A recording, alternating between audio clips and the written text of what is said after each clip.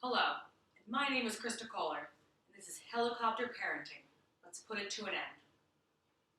Imagine for a moment going into a job interview, a fresh resume in hand, well educated, highly qualified for the position, and in you walk into the hiring manager's office to see your mother and father before you.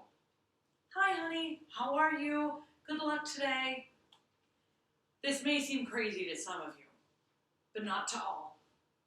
According to a Michigan State University study, 4% of employers reported parents attending job interviews with their children. Nearly a quarter of those employers noted parents calling to follow up on job applications, and nearly a third of the employers reported parents submitting their child's job applications for them. This is a part of a growing trend in America today, helicopter parenting. Helicopter parenting, or the soccer mom epidemic, or overparenting. All of these terms relate to a growing concern amongst our society. These hovering parents are creating children that are codependent, lack the necessary decision-making skills, and are not willing to take risks that develop children into adults over the period of their life. And we need to put this to an end. How do you do that? We need to allow our children to fail. We need to provide honest feedback and reserve positive, productive praise for when it's necessary. And finally, we need to relieve our own anxieties. First, let's start with the scary one, allowing failure. Here's an example. It's 32 degrees outside, and your child wants to wear shorts. Two scenarios. You can tell them, no, you're wearing pants, it's cold outside. What does that do?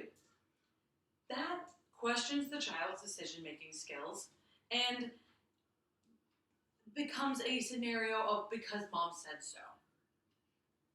Adversely, it's 32 degrees outside and you allow your child to fail, to take a safe risk of going outside momentarily in shorts, experiencing the cold weather, and realizing that it is best to put pants on.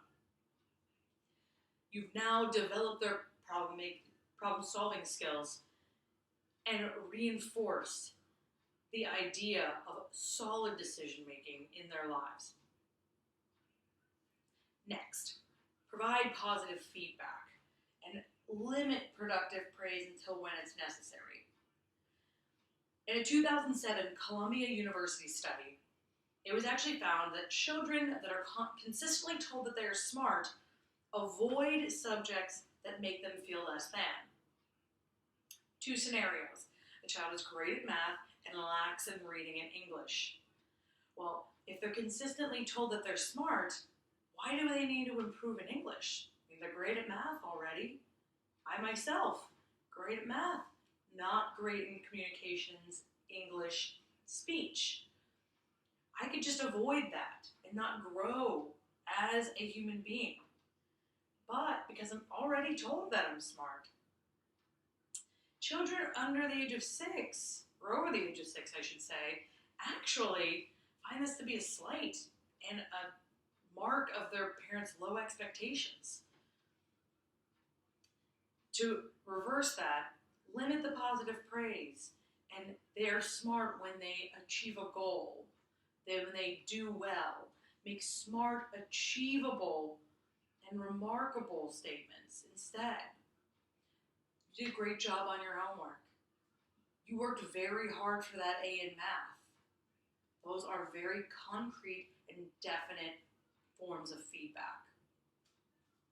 And finally, relieving your own anxieties.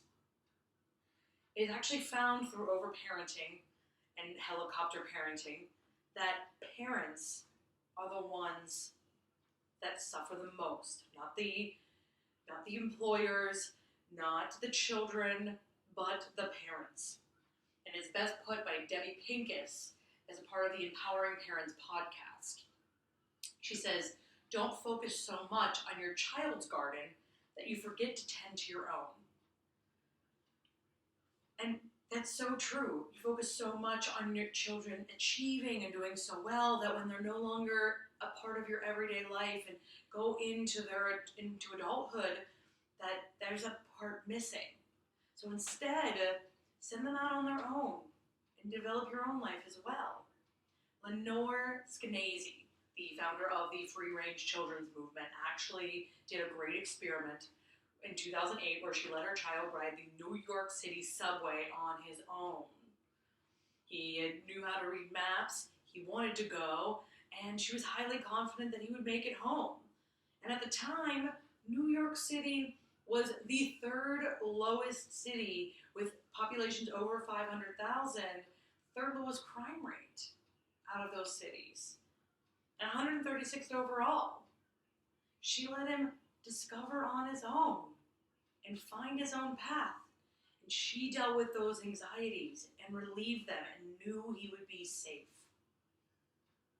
She received flack for it as a columnist, but in the end, it was the best decision to make for her and her son. Now, let's go back to the beginning, the Michigan State Survey. I was not one of those employers, but I can say that I have been one of those employers. I have interviewed children whose parents have come along for the interview that I have politely asked to sit aside. Parents that have come on onboarding exercises and not allow their children to answer such questions as what their schedule availability is, what their uniform size was. And needless to say, any of the children involved in this, or even adults, those over 18, did not succeed with my company. They lacked necessary skills. They lacked confidence. They lacked the drive necessary to succeed in an environment such as the restaurant industry. And they were unable to make quick decisions necessary to succeed in such a position. I find this no coincidence. So this is why I say today, remember allowing your children to fail, giving honest feedback and limiting productive praise, and relieving your own anxieties as a parent. Because the impression I just spoke of as an employer in today's society, that is the true impression that your child is giving. That is what children look like after suffering from overparenting. And if you do not bring an end to this, your child will be only that, a child.